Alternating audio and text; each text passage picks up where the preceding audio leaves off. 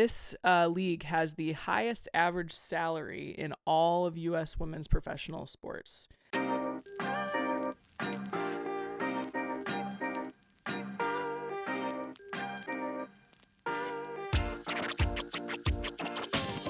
Hi, I'm Caitlin.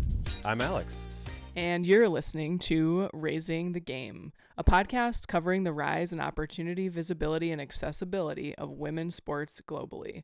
We're a husband-wife team who are avid sports fans raising two young girls and find the exposure and investment in women's sports a gateway for them and other young girls like them to see their passions for play, performance, and leadership, not just as extracurriculars to be added to a resume or a discipline with an expiration date after high school, but as a real opportunity to build a career as an athlete, a coach, an analyst, an athletic trainer, a director of sports operations, or maybe even a podcaster. Each week, we're bringing you the top stories in women's professional and sometimes collegiate sports. We'll highlight primetime performers, key business decisions, economic impacts, and the growing opportunities for women's athletics. You'll hear our perspectives on these stories as fans, but perhaps more importantly, as parents who value what these stories mean for our kids. If there's a storyline or topic you'd like to hear us talk about, reach out via email or on social media at RTG_pod on Instagram. Nice. Yeah, we did it. We did it. All right, I think the first thing we're going to do this week, we're going to start with something we do with our kids every night at dinner. What is your favorite thing? What was your favorite women's sports moment from this past week?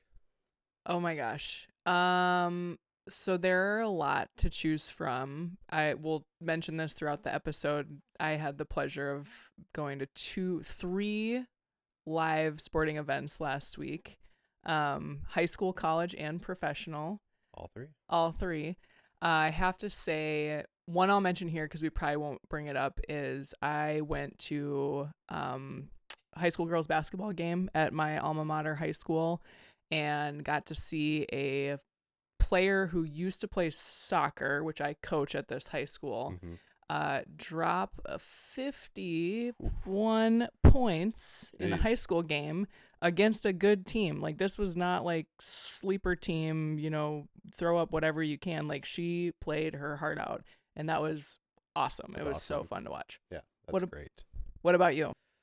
I think my favorite thing was bringing the girls to the Frost game on Sunday. Yes. I think we walked away 5-1, 5-2, 6-2. It was wild. It was a so lot many of goals. offense. So yeah, I think it was just fun. There's a lot of people. They did I think 9,700 people in attendance there. Almost 9,800, I think. So that's really cool to see, and then just the girls getting to see these women play sports at a very high level. Yeah, so it's really cute. Our 3-year-old gets really into just cheering for the Frost. Yeah, she gets into it. Our 6-year-old is kind of just taking it in, but that sort of describes them pretty well, actually. All right, I think next thing we're going to do here is go into our top headlines.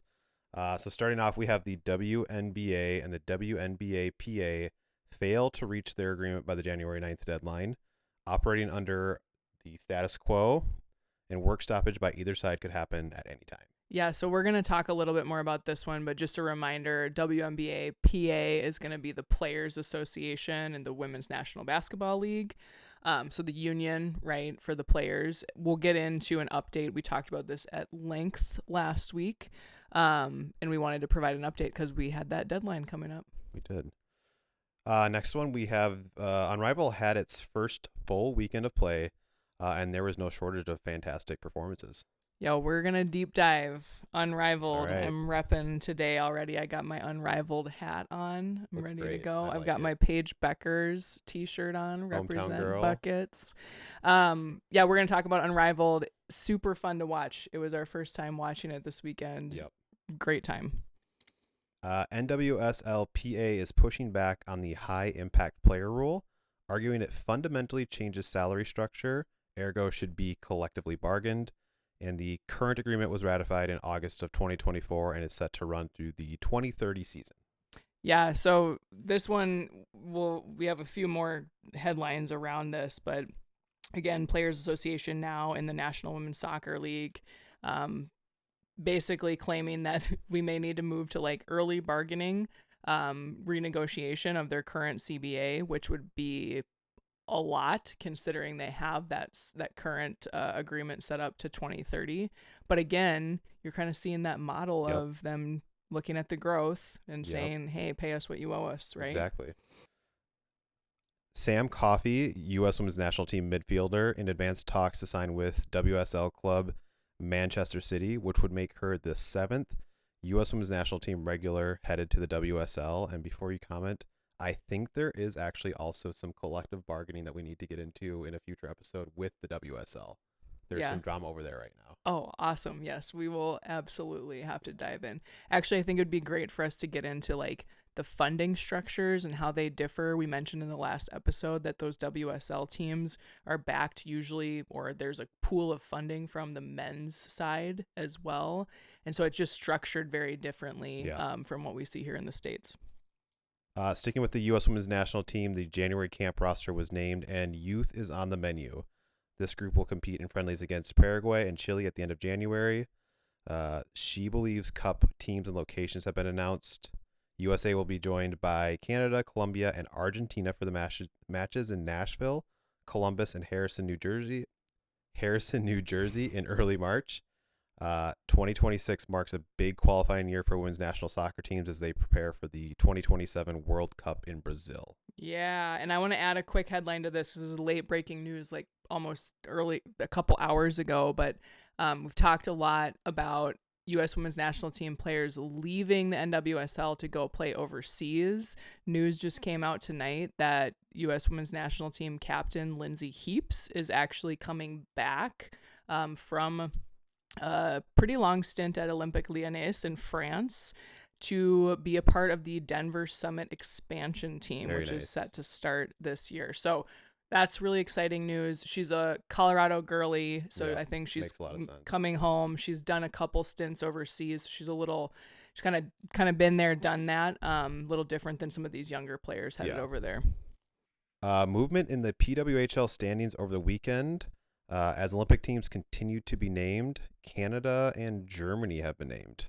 Yeah, along with the U.S., which was named about a week ago. We'll talk about PWHL in one of our longer segments, kind of give you a rundown of where the standings sit, players to watch, and how the playoff picture is shaping up. I looked at the standings. It's very interesting right now with the standings. League One Volleyball served up their first matches this past week, with defending champions LOVB Austin beating Nebraska in 5 matches in the opening match. Yeah, and we'll also talk about LOVB. I mean, all three of the kind of spotlights we have for today are all of these like younger leagues or newer organizations to provide opportunity for women to play professional sports. It's really cool to compare and contrast the funding structures, the investment, the interest in these different leagues. I'm really excited to get into that. And finally, in U.S. figure skating qualifying action, Amber Glenn's stunning short program performance propelled her to win her 3rd consecutive U.S. figure skating championship, the first woman to do so since Michelle Kwan. I cannot stop thinking about watching that performance. You were like, here, look at this one. So good. It was it Like a Prayer? I think she did Madonna. And she was perfect. It was literally like perfect. I noticed too, in doing so, she toppled defending world champion and her Team USA teammate Alyssa Liu en route to that national championship over the weekend.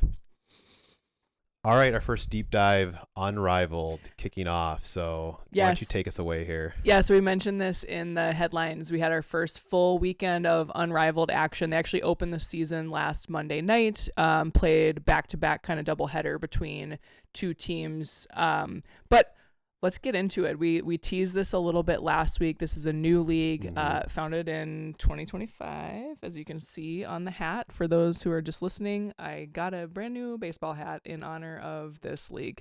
But founded in 2025 by former UConn Husky teammates Brianna Stewart and Napheesa Collier, who have gone on to be superstars in the WNBA. Brianna Stewart's a 2-time MVP in the league, has a world championship, WNBA championship, and Napheesa Collier is our hometown hero here with the Minnesota Lynx. She should have gotten MVP last season. Robbed. Just between us. But essentially what Unrivaled is it's a 3v3 women's basketball league. It's made up of 8 teams, 6 players per team. They added 2 teams this season. So last season they did 6. They've got 8 this year. Features some of the top W talent. So we've got teams go by the Laces, the Lunar Owls, the Vinyl, the Rose, the Mist, the Phantom, and then the Breeze and the Hive are the new additions this season.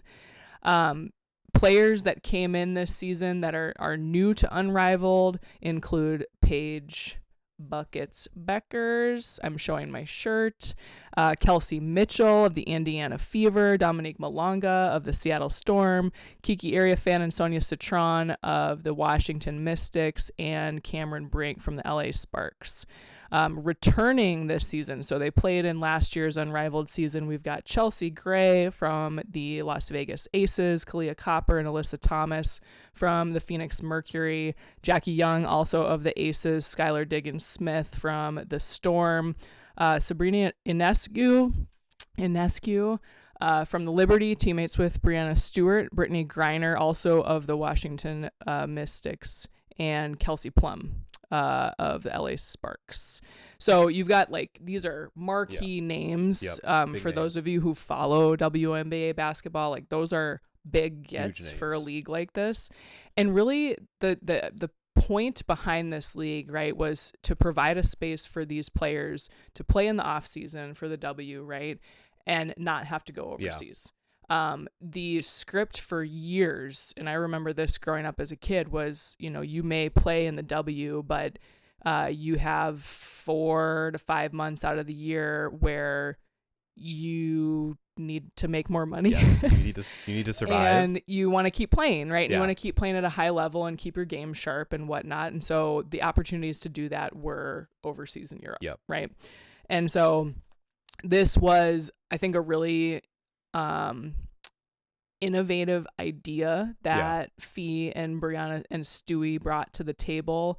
The league is also supported by Napheesa's husband, who I think kind of organizes all the operations and things like that. But really, really cool. So like I said, tipped off January 5th. We've got the championship will be played on March 4th. So it runs pretty quick. It's about a 2-month season.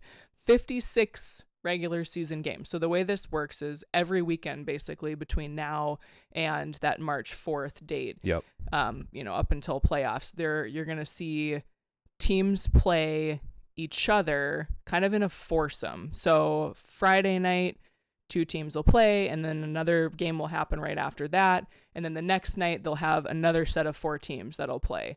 And then you get to Sunday and Monday night, and they've reshuffled so you're not playing the same team again. And you're never playing a back-to-back. And you're never playing a back-to-back, which is a change from last year, I was reading.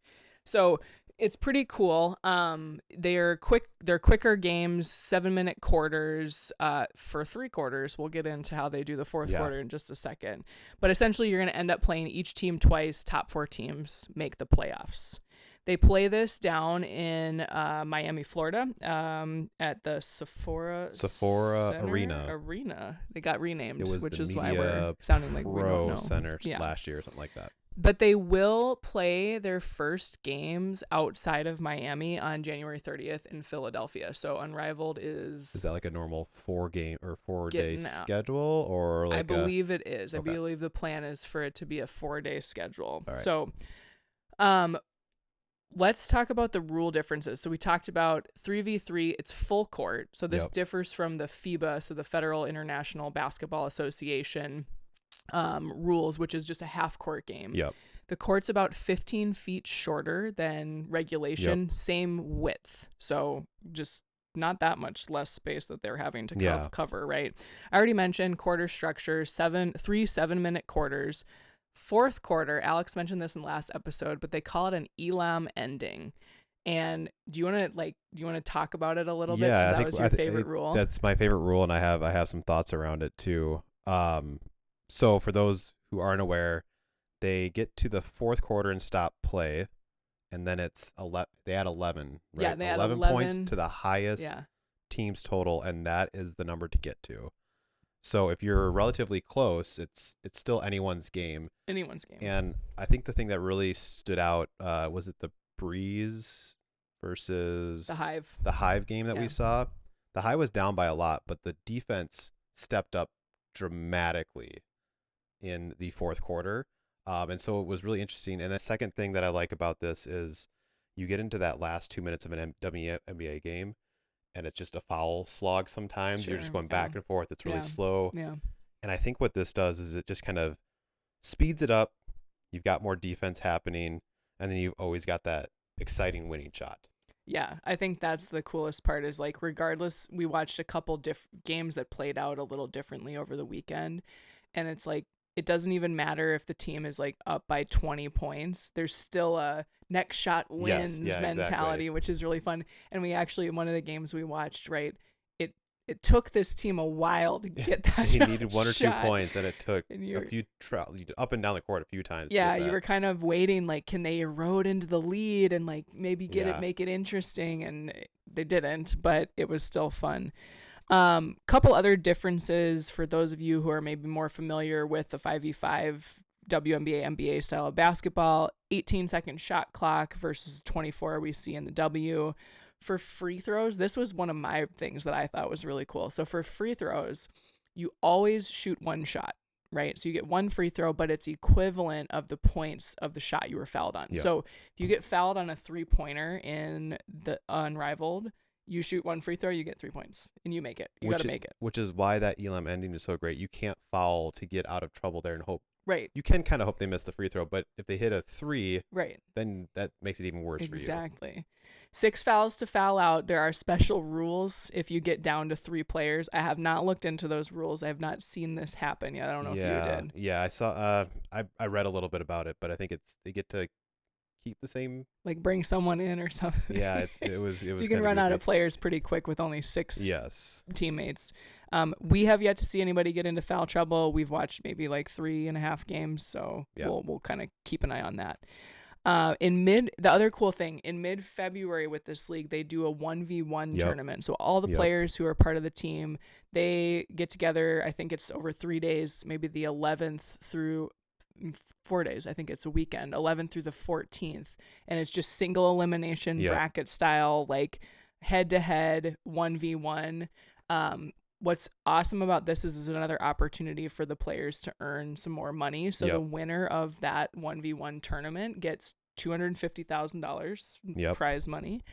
But the bonus is that all her teammates will also get $10,000, which is nice, which is great. Passive income. That's what you're looking for. Yeah, and like you're getting knocked out at that point. Like you want to cheer for your teammate, right? And so it kind of creates a little bit of camaraderie.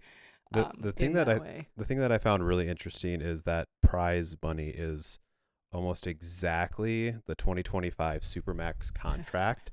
So like if you win that, you basically got a Supermax for a year. Yeah. But I'm also wondering, is there any like with your teammates who get the 10K? They got the 10K, that's nice, but is there any like kind of strife there with the team? Like, oh, you got 250, I got 10. Like, do you think? Or are they just professionals? I don't think so. I'd be like in a normal, like we don't all get medals. Like at least I get something, right? I guess that's true. And again, I think it like encourages some of that, like, hey, I got your back. Like I'm gonna be behind you, cheering you on. It kind of creates the environment, right, and keeps the players engaged in who's still competing in this, right? Speaking of compensation, yes. So. Unrivaled, and we'll talk about this when we give the WNBA PA update, but this league has the highest average salary in all of U.S. women's professional sports. So minimum 6 figures for every player who participates. Season 1 salary pool was $8 million. If you just take that and peanut butter spread it across, that is an average salary of about $220K, which, as you just heard Alex mention, it's really close to the Supermax. Bordering on the Supermax salary in the W right now. Players also receive equity ownership in the league, and this is an all-inclusive experience. So when players go down there, their housing is provided for, their training facilities are provided for, their recovery resources, nutrition support, all of that. So they basically show up, get treated like professionals, have access to the things that they need to perform, and can really just focus on their basketball. Right. And then when it comes to, so you might be wondering, where does all the money come from, right? So founded, as we mentioned, by Brianna Stewart and Napheesa Collier, they have a slate of celebrity investors participating and backing this. We have Giannis Antetokounmpo of the Milwaukee Bucks, Steph Curry of the Golden State Warriors, Coco Gauff, U.S. tennis star, Michael Phelps, the most decorated Olympian of all time. I feel like you have to say that when you say his name. Dawn Staley, she's the head coach of the University of South Carolina Gamecocks, multiple national champions. She's phenomenal, by the way. Juju Watkins, so USC Trojans basketball star, still in college now. Just turning the NIL money around. Yeah, I think she's just turning. I think she is. I think she's literally smart. Like NIL. Like, let's put it back in where I'm going to be playing someday. So they've got some serious star power in that investor lineup, and I think why we bring that up, right, is because I think you're seeing this desire for people to see these opportunities grow, right? And I think that's what, people like Giannis, like Steph, people from other sports disciplines. We just were reading this week that Serena Williams is an investor in the Toronto expansion team in the WNBA. And so we're gonna continue, I think, to see a lot of that cross pollination as we, I think, see not only the opportunity to see women's sports grow for the athletes and the coaches and all of that, but I think people are actually seeing it as like a sensible business investment. Yeah, exactly. Right? And I have a question about that when it comes to the LOVB once we get to that later. Nice. Yeah, we'll do it. I want to hit on one thing. I don't know if you were going to hit on it, but they also get equity in the league. Yeah, I mentioned that. And so I think it's really interesting. What we talked about last time was the WNBA kind of feels like they are trying to give a little bit more money up front with some of the new CBA stuff, but then it like kind of spreads out over the long term as less overall. Whereas you have this league saying, here's a bunch of money, also here's some equity, so you will help us grow it. And like, they're going to see if this turns into a league for the decades, like you have this huge amount of equity in this big league, and it's going to be really great for the players who got in up front. Yeah. I mean, it's actually really clever from the ownership or founding group for Unrivaled, because now you not only get the players they want to participate because they want to play, right? And they want the compensation and all the benefits that we've listed, but now they have a vested interest in seeing it grow, right? I think that sort of makes it more real for them, whereas right now, like, they're not seeing that opportunity in the W. It's interesting. They kind of take the page out of the book of a tech startup. Like, we're going to give everyone a bunch of equity. It's going to be in your best interest to work your butt off to help us grow this. Yeah. Tell your friends and neighbors to use our product. Yeah, you just watch our games. You lock these players in so easily with that and give them something to work for. Yeah, and you bring up a really good point too when we were mentioning Juju and the NIL money. We'll get into NIL at some point. We probably need multiple episodes for that. But like, these young players are now coming in with literally millions of dollars in NIL money. And somebody's giving them good advice and saying, go invest that money somewhere, which is pretty cool to see. So really quickly, we'll just wrap with how it's going so far. So the Breeze are breezing. We mentioned the Breeze are the expansion team. This is the team that Paige Beckers is on. Dominique Malonga, I mentioned her. Cameron Brink. Kate Martin. Yeah, this is the youngest team by far. Rakia Jackson, youngest team by far, but they're having a lot of success. I think they had their first loss last night to the defending champions, Rose. Right now. But they're fun to watch. They're having a good time out there. The defending champs, I mentioned the Rose, are undefeated, but they're winning tighter games. The other thing that we noticed this weekend is you are seeing some insane performances, like multiple high 30s points performances. Kelsey Plum. Can I pull out my favorite stat that I pull out just for this story? Yeah. Chelsea Gray with the Rose through 3 games has 95 points. Okay. The next closest is 67 points, so she's got 28 more points than the next closest person. 31.6 per game and almost 1.5 points per minute played. And a 35-minute point game. Y'all, that's crazy. Yeah, it's insane. It's Considering these games are like 70-ish to 85 points, like she's Yeah. scoring a third of the points every night. Yeah, and that actually highlights something interesting about this format, right? So the 3v3, we've heard a lot about how you can't hide defensively, you can't hide offensively either, right? Like you have to be good 1v1, and this format is actually really well suited. We mentioned last week, I kind of predicted that Paige would have some success in this format because she's got a really strong mid-range game. You're seeing players like Chelsea Gray, Derica Hemby last night had 40 points when the game we watched, like have a ton of success if you're really good kind of in that 1v1 stop and pop mid-range game, or if you're really good off the pick and roll. Yeah. You hit into the last question I actually had. I know if we were going to get to it. Do you think there are certain system players out there that are afraid of this league because it might expose them as not like a straight baller versus potentially, but because I do think that's very fair. We've heard multiple interviews with pplayers talking about how you kind of get put on an island. There's no help defense sometimes. Yeah, you can't hide. And so you can zone up, those kinds of things. Like you got to be solid both sides of the ball. So it'll be interesting to see. But yeah, I think for sure there could be some players. I mean, you'd hope that they'd see it as an opportunity to grow, but you never know. You never know. All right, do we want to move on to our next subject? Yeah, so we're going to try to keep this pretty short. We've got a couple quotes we want to share, and then we'll move on. I'm sure there's going to be plenty more news on this, but we do want to provide an update on the WNBA CBA negotiations. So the deadline passed on Friday. Reportedly, no contact from the league to the union since the union provided their latest kind of rebut to the league's rebut, right? Over 2 weeks ago now. And the union was understandably pretty disappointed. I'm going to read the statement they put out, and then I'll read the league's response. And we'll talk a little bit about some of the other things that have happened. I know Alex has some quotes he pulled too. So the statement from the union read, at midnight, this is on January 9th, the 2020 WNBA PA collective bargaining agreement will expire. Despite demonstrating our willingness to compromise in order to get a deal done, the WNBA and its teams have failed to meet us at the table with the same spirit and seriousness.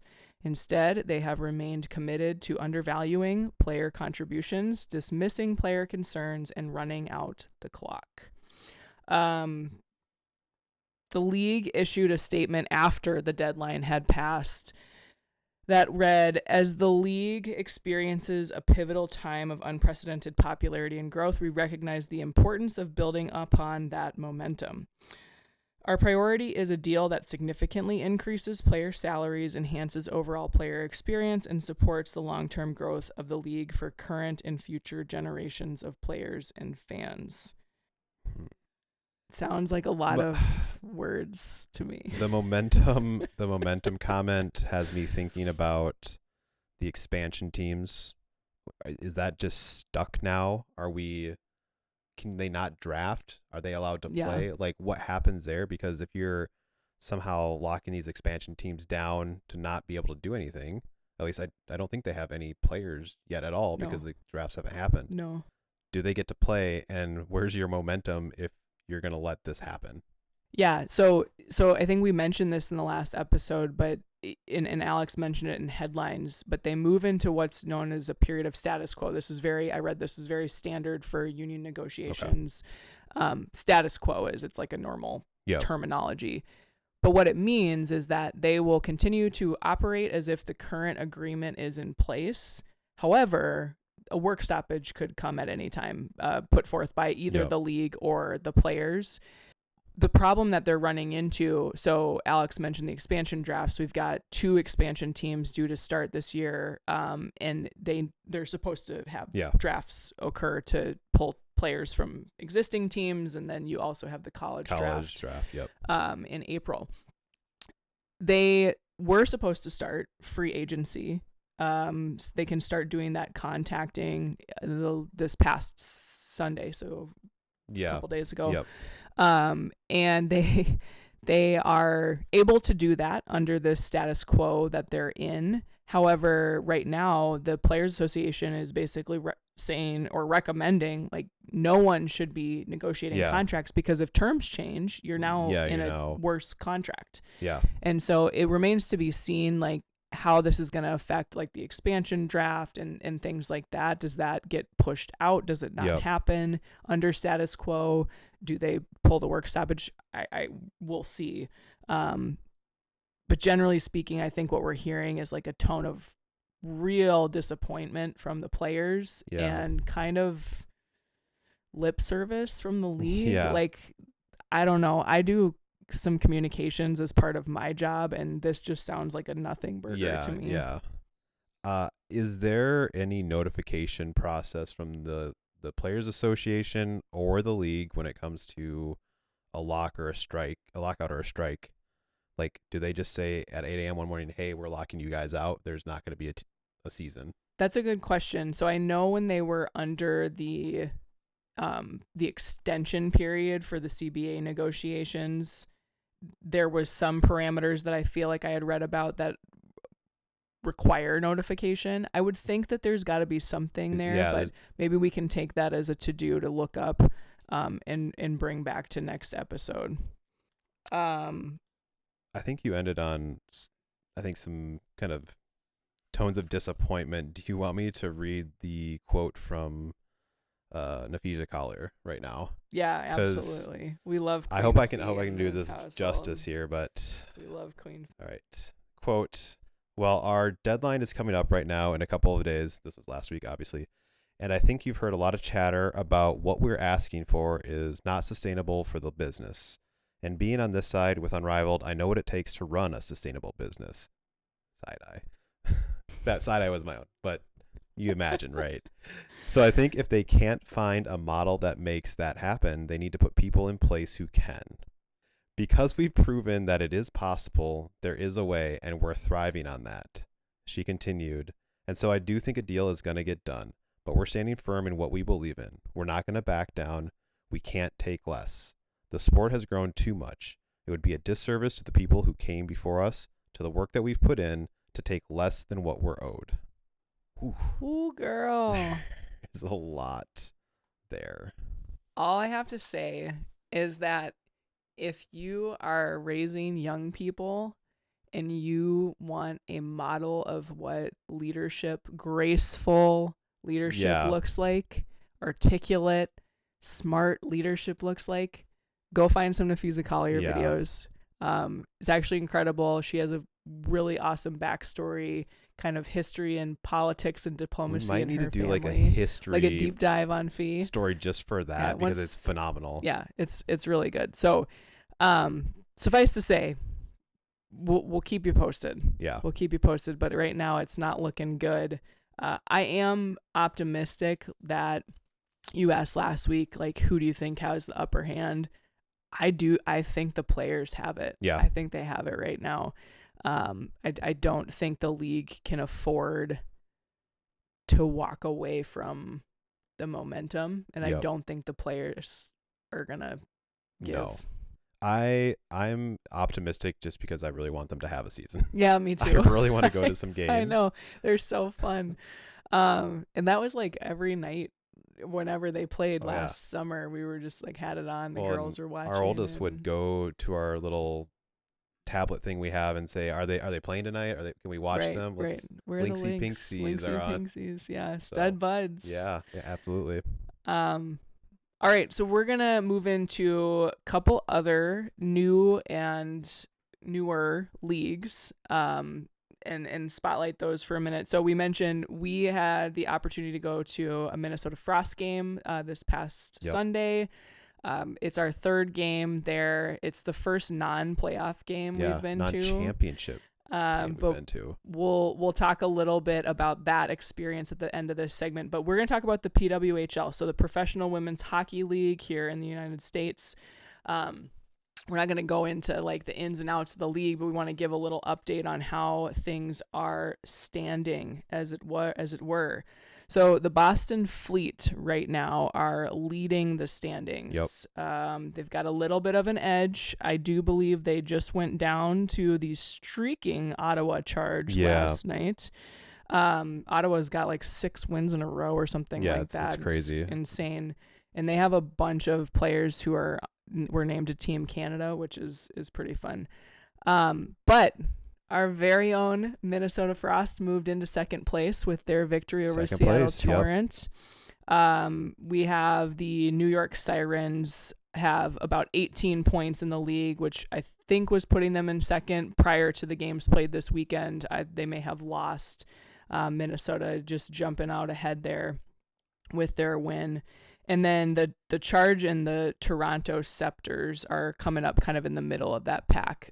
The expansion teams are struggling so far, but it is early days. So these are Seattle, Vancouver are home to 2 expansion teams this year.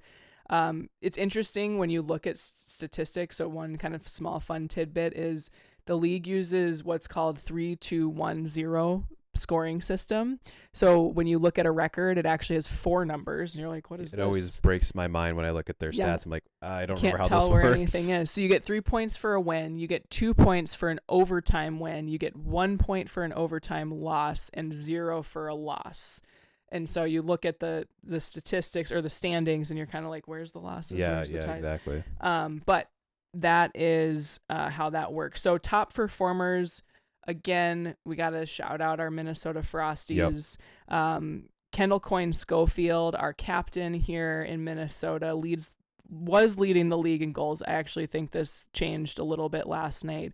But she has 12 points. She had a point in the game last night, tied with Brianne Jenner of Ottawa. So I actually think Brianne Jenner took that mantle as far as leading goal scorer last night, because I did see she scored a critical goal for the Charge in their win over Boston. Kendall Coyne Schofield's teammates Britta Curl-Salemi also has 11, maybe even more points at this point from the game last night. We had 6 goals, as Alex mentioned in the game, so people were racking points left, right, and center. Kelly Panic of Minnesota Frost, Abby Roque from the Montreal Victoire, Daryl Watts from the Toronto Scepters, and May Batherson, who's also of the Minnesota Frost, have been surging in points as late.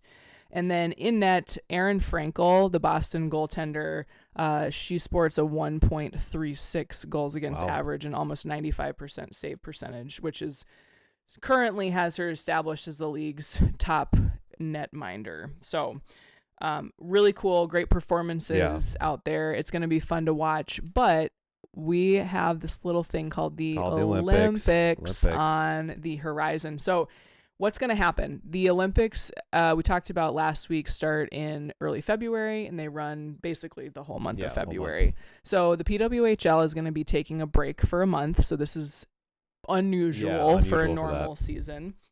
It will be a really interesting break to kind of see like who has momentum going into the Olympics, and does that stay sustained coming back? That sometimes can really screw up teams that are streaking. When I was prepping for this episode, I tried to write it all out, but it comes down to the rust versus rest storyline. Every time you have that, you got these players that are going to be all rested, and how much have they been skating? Have they been skating hard? You've got these people who have these players who have been skating hard in the Olympics. I think they get a little bit extra time, just not the 3 weeks of the Olympics. They get more, but it's also like they're playing a lot of games in a short amount of time, and you're playing for your country. I'm sure there's a little bit more adrenaline there, and it's just like, are you going to come back just totally gassed? And Ottawa, like we said, is started out poor. They're streaking. Will that carry past this and into the rest of the season? Will Boston's success continue, or will it kind of ebb and flow? What's that look like? Will we, the Frost, be able to maintain kind of, we're starting to build right now. So we will definitely be keeping an eye on that. We've got a lot of veteran Olympians in the PWHL. All of Team Canada plays in the PWHL, which is pretty cool. We have 6 players on the Minnesota Frost who are on Team USA. And then we had the pleasure of watching Hillary Knight, who is the captain for Seattle Torrent, who she's captained Team USA multiple times. She went to the University of Wisconsin-Madison, go Badgers. But she will be in the Olympics for the 5th time, which is the most ever by an American hockey player, men's or women's. So, and actually, I want to just go back to that because I think you actually also saw another Olympian on I'm glad you brought it Friday or Saturday night when you went to that game. Yeah, so I mentioned I went to 3 sporting events. We've talked about the Frost game, the high school basketball game, but Saturday night I went to a Minnesota Gophers, Minnesota State Mankato Mavericks hockey game. So women's college hockey, Division I. I know a player who plays for the Minnesota State Mavericks, Zoe Lopez, shout out. But on the Gophers, they have Abby Murphy. Yeah. So Abby Murphy, if you haven't heard of her before, her viral assist is going crazy on the internet right now. I was texting with some of the women I went to the game with today, and we were talking about how we were just glad that our former players' legs weren't the one that had the puck bounce through them. Oh. But we've seen her play now 3 times because we watched them play the Mavericks, and she just skates at a completely different level than everybody else. It's really awesome. It's crazy. And I'll be excited to see how much ice time she gets in the Olympics, right? So that was fun. Got to bring my older daughter to that, along with 2 women that I coach with and all their kids. Yeah. Which is great. All right.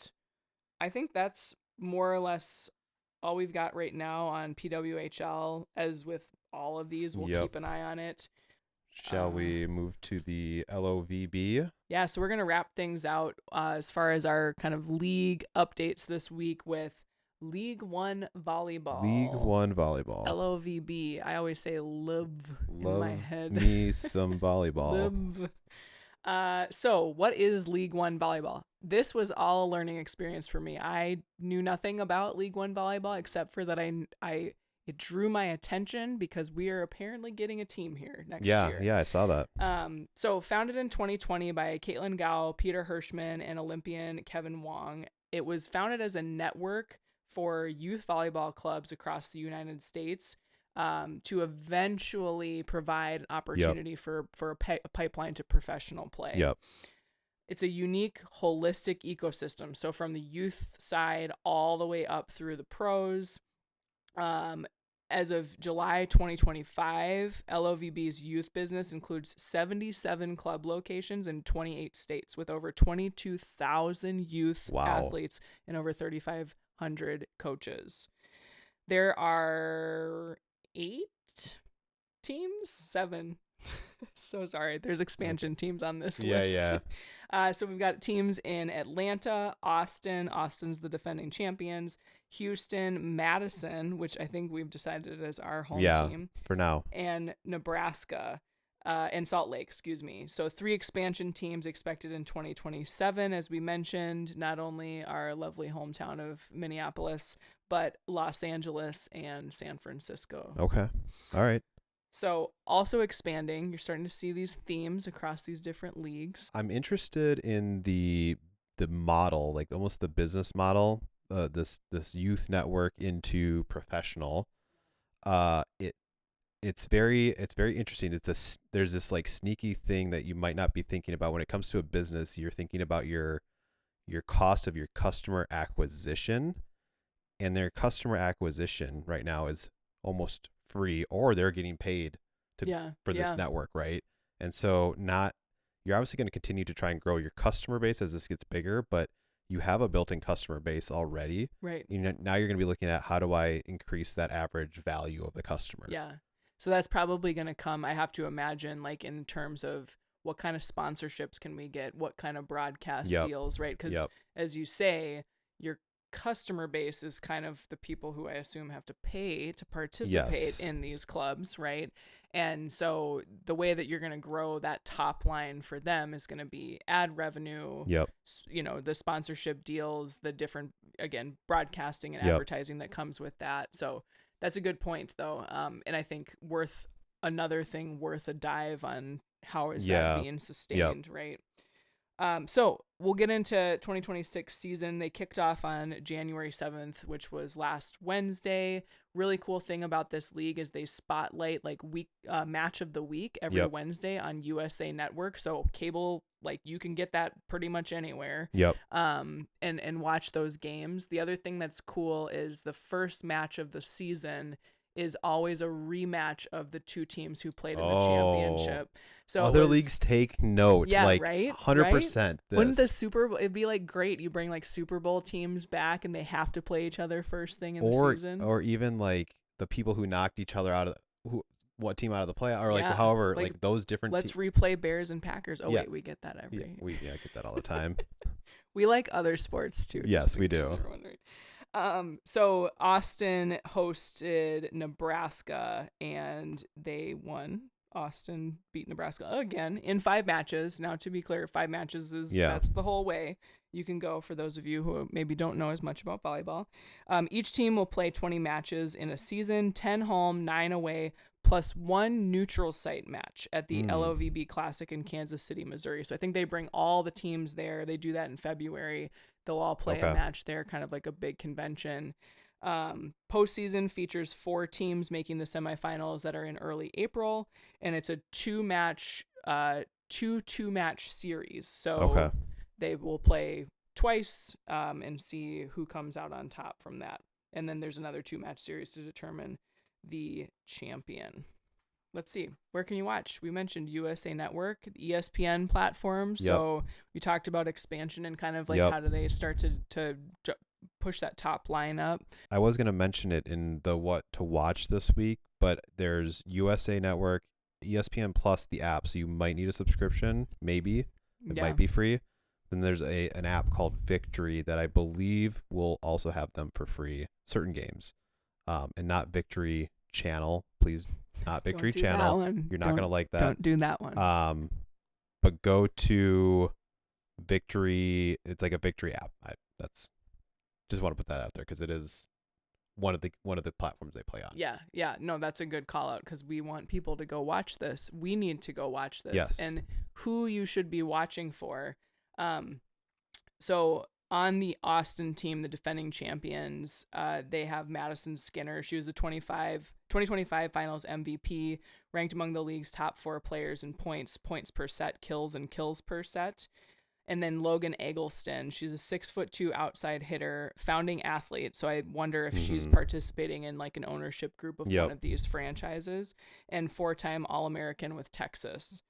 And then an LOVB Nebraska, so one of the other more well-known clubs, I think, we've got Jordan Larson. So she's actually a team co-owner. So you've got the same thing we talked about with the Unrivaled. You've got ownership stake for some of the players. She's an Olympic medalist, finished top 5 in the league in aces last season. And then you've got some other talent. So Lexi Rodriguez making her debut as Nebraska's starting libero. Do you know what that is? I don't know enough about volleyball. I'm pretty sure, and we do need to educate ourselves, but I'm pretty sure the libero is like that, the person who wears the different colored jersey, you know? Oh, okay. That I seriously do. I need to. I know the ball goes over the net, and I know I like watching it. It's very fun, but we're going to learn the rules a little bit more, just like we'll learn rugby rules a little bit better. Other stars to watch for, Kelsey Cook of Atlanta. She's actually going to be out this season. She is pregnant with her child. Jordan Thompson from the Houston team. Lauren Carlini and Mika Hancock are both Olympic medalists from the Madison and the Houston team, respectively. And players collectively hold 23 Olympic medals. Wow. So, again, serious talent on the court. Also, if you have never watched volleyball, it is probably one of the most exciting sports. We watched some college last year, and it was intense. Like when rallies go on and on and on. And people are diving and doing all kinds of crazy stuff. And they're so athletic. Like, they can jump so high. Yeah, it's insane. I want to go back. My understanding, maybe I'm wrong, is that Jordan Larson on Nebraska was a little bit more than just kind of equity, kind of more of an owner and player. Yeah. And I'm really wondering what that locker room is like sometimes with ownership in the locker room. that seems very odd to me. Yeah, that's a good point. That's a good point. And something I think we can keep an eye out for, Yeah. right? Because I was likening just they're participating in the stakes of the league to Yep. the Unrivaled. But yeah, when you're actually like an owner potentially making decisions about who's on the team and in the locker room, right? That seems like a little bit of a conflict of interest. So as we talked about with Unrivaled, we'll talk about league investors. So their total funding, LOVB actually raised $160 million across multiple funding rounds. Wow. So not too shabby. Not too shabby. 16.8 million in Series A funding. This was in September of 2022. This was led by the great Billie Jean King, who loves to invest in all things women's sports. She's a PWHL investor. She's a part owner of the Angel City FC and the NWSL. Another amazing leader that you should introduce your children to. I think that was actually a question I had that I didn't write down. Was she involved? Because I feel like this would be totally right up her alley. Yeah. Alongside Billie Jean King, Kevin Durant. Oh, there you go. NBA superstar. They're in the same circles. Totally. And then following that, they received $35 million in Series B funding in 2023 with investments from Minnesota native Lindsey Vonn. Oh, there you go. And Olympic medalists galore returning to the Olympics in a few weeks here. Jason Tatum of NBA fame and Candace Parker of WNBA fame is part of that $35 million investment. And then they received about $100 million investment from Atwater Capital. So that was in November of 2024. So they've kind of kept that VC funding sort of situation going, act like a celebrity investor type thing. So they're supported. Yeah, very supported. To put it mildly.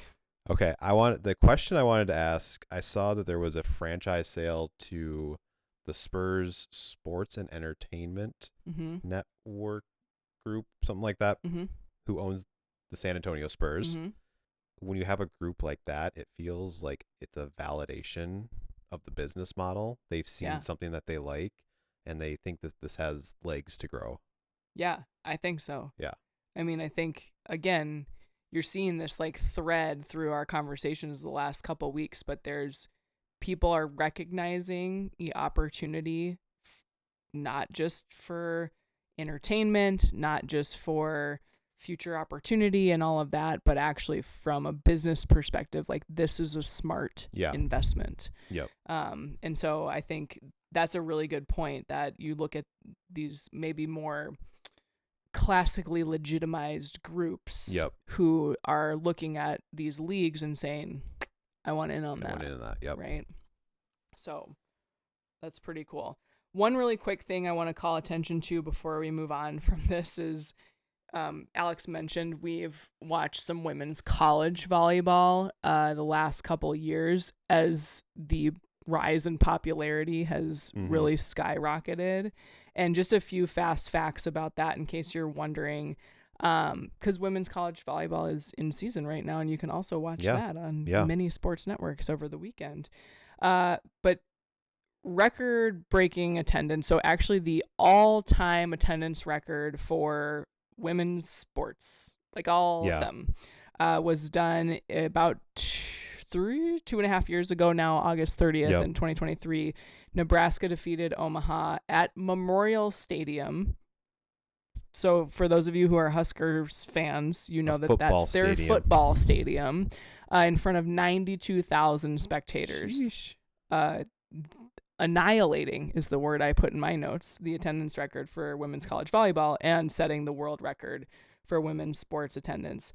The other thing that I thought was interesting is that these games in playoff times are averaging roughly 20,000 attendees. Yeah.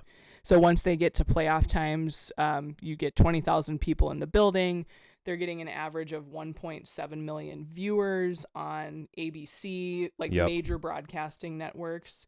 And you're seeing an average of, I think, 45 to 50% increases in viewership across the board over the last 3 years or so. Yeah. So really taking off. I think there was a stat that I saw where there's something like 1.3 billion minutes spent watching women's volleyball, college volleyball. Oh, Do yeah. you know that No. stat? I don't know if it was last year what the time frame was, but I think that what that tells me, what that should be telling certain people, advertisers, is that this is being watched, People are watching. and you need to get some things in front of these eyeballs. You Yeah. need to be advertising in front of this. Yeah, for sure. I mean, Yeah. name of the game. Yeah. Invest in women's sports. There it is. All right, that's all I have on volleyball for this week, but we'll be watching a match of the week on Wednesday night. All right. We're going to move on to our what to watch for the week. So we've got just a few things here. We've got the Unrivaled. We have, again, like we said earlier, games Friday through Monday. I think I was looking forward most to Saturday night's Breeze versus Vinyl game. Like we said, Breeze have been playing well, and they take on the Vinyl, who I believe were the runners-up last year. Year's runners-up. So I think that's probably one of your better games of the whole weekend. Yeah, the Vinyl sport another Lynx favorite, Courtney Williams, on their team alongside Brittany Griner. Yep. And Dearica Hamby, who we mentioned had the 40 piece in a game over the weekend. Yeah, so it's going to be a good one. That'll be fun. PWHL. Someone told us our bias was showing on the last episode, but I got to talk about the Frost again. Friday is a matchup between the number 2 Minnesota Frost and the number 3 New York Sirens.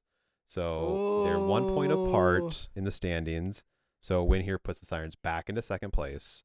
And if Boston loses on Wednesday and the Frost win on Friday, they would be within 1 point of Boston. All right. So right there. But you got to hope that Boston loses. Their next 2 opponents are in the bottom half of the standings. It's going to be Toronto and Seattle.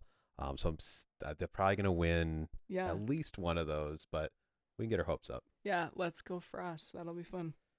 And like we're talking about LOVB, I was going to mention, again, USA Network, ESPN Plus, sometimes ESPN2, and then the Victory app, not channel. They have 3 games up this week. Game of the week, Austin taking on Atlanta on Wednesday night on USA. So we'll have to check it out. That's our game of the week. Nebraska taking on Madison on Friday on Victory. That's a Midwest Rumble. Midwest Rumble for sure. A lot of passive aggressiveness happening on that court. The cheese versus the corn. Yes. Who will win? And then Atlanta playing Nebraska on Sunday on ESPN Plus. Cool. Yep. So we got. I do like that it's not multiple games all at once. You can kind of spread them out and you get a chance to watch all of them. Yeah. College hockey. This was a little bit difficult because there was only 2 or 3 fully ranked games. Okay. So they ranked the top 15. We have St. Cloud State, who is number 15, versus U of M Duluth, who are ranked. So the closest ranked game playing right now, the Mavericks are playing Ohio State, but I don't know if the Mavericks will be ranked after this past weekend with their display on Friday night. And Ohio State's just really good. So Ohio State is number 2. Yeah. I think. Yeah, they're number 2 right now. Behind. As of today. Behind Wisconsin. Go Badgers. Yep. So yeah, I think that'll probably be kind of the more hardest fought matchup. It's an in-state rivalry. I was gonna say. No one likes St. Cloud State's ranking is kind of hanging in the balance here. We're still, I think it is, kind of early in the season, midway through the season-ish. Yeah. You get the break, but then around April is when playoffs made, March to April. So we're getting closer, and you don't want to ruin your ranking there. But yeah, I think that's the best matchup of the week. Nice. College basketball. I kind of went out of the who's ranked, who are some top teams. I saw this number 8 Maryland game versus number 4 UCLA. Maryland is 16-2. UCLA is 14-1. So we have all these like top 10 teams with like 1 or 2 losses. Yeah. And I think this is going to be, if you want to watch one game this week, I think it's this game. Nice. Yeah.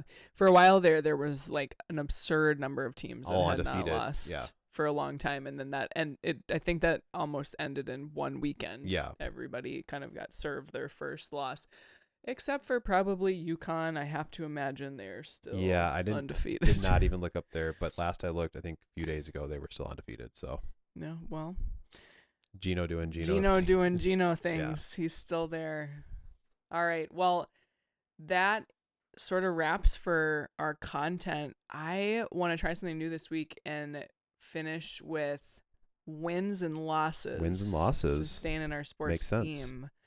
Just kind of, through our conversation today, research as we prep for this episode, what's a win? What's a loss in your mind? I had my loser picked out. And it's hard to single out a single person. I'll say the WNBA is the league, I think is kind of the loser in the current situation. It just doesn't feel like they're handling it right. I don't know, it feels off. Yeah, I agree. I want to come up with a more creative loser, but mine's kind of the fans. I think Alex mentioned, and WNBA fans, to be clear, Alex mentioned last episode, I'm going to just overshare for a second, but Alex did not like basketball when we met. And I honestly don't really like the NBA. Yeah. Not really what I like watching. And I had sort of lost interest in it too. And this is really rejuvenated. Yeah. A lot of conversation, a lot of fun, a lot of, again, women that I am yes, I want my daughters to be listening to, watching, seeing you on TV and press conferences and whatever. So I just feel like it's a bummer. Yeah. The whole situation. So that's also my loser, but I feel like the fans are it's sad for us, They're losing. They're not the losers. They're losing. Yeah, we're losing. Yeah. And the losers are it doesn't seem to be being handled well by the league. Yeah. But we're going to do some number crunching too, and then in a future episode on what are these numbers actually mean. We're getting a lot of this is the percentages of the net and the gross. And it's kind of how does that actually break how does down? that play out? Winner? Ooh, let's see. Winner for me. I gotta go. I know you're this is so silly. Don't take mine. No, I don't know if I'm taking yours. I got to see a lot of really incredible sports performances this last week. You were the winner. Hard to. I am the winner. You're the winner this week. It's hard to pick one. I got to see a high school basketball star drop 50 piece. I got to see one of my former players play hockey and see a U.S. Olympian do crazy things on the ice. I watched the Amber Glenn performance. We watched Unrivaled. There was so much good stuff. Happening. And you just watch it and you're like, yes. Exactly. Yes. But I also think too, it's, watching that and then also seeing my girls want to watch it. Yeah. Right. And ask, hey, when are we doing that? And they went to the games and got into it and get to see the athletes and the performances, but the community that's built around it and the love that's shared there. I don't know. There was a really cool that intro video they did just about the community that team has brought in. It's just crazy. Yes. It was really cool. So that's my winner. My winner, I think I'm going to go with Fee. I think she's a badass. She is a phenomenal player, leader, woman. She just knows what, that quote we read, she knows what to say. She knows how to say it. She's obviously doing great things with Unrivaled. I don't even know what else to say to that. She just is. Yeah. She's the winner. She is a winner. She should have won MVP. And we hope that her ankle surgeries go well and that she can recover. Absolutely. If there was ever a silver lining, I don't want to manifest this, but if they didn't play, she'd have longer time to recover and get back on her feet. But I don't even think she wants that. So we will just declare Fee a winner and go from there. Call it that. Call it good. Call it that. All right. Well, thanks for joining us. We appreciate you being here. Come back next week for more. Yeah. All things women's sports. Check us out, RTG_pod on Instagram and YouTube. Till next time. Bye. Bye.